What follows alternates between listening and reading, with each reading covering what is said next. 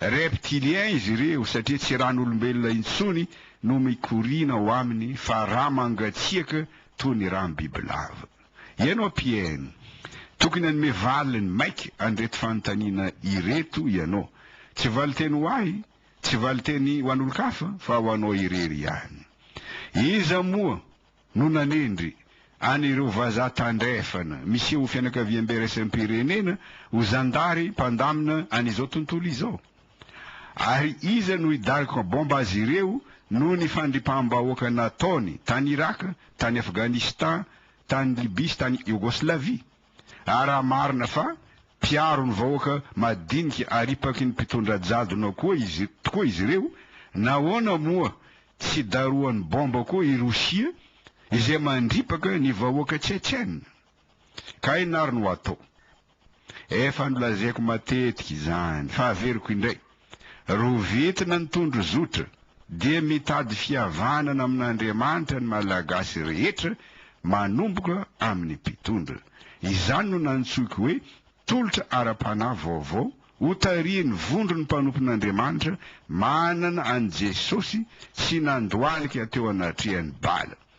Tokony hanana fanetreny tena ny FFKM iantso azy ireo, satria ny olona manana an Jesosy ihany no afaka anolotra an Jesosy, satria ny zavatra nananao ihany no azonao omena ny hafa.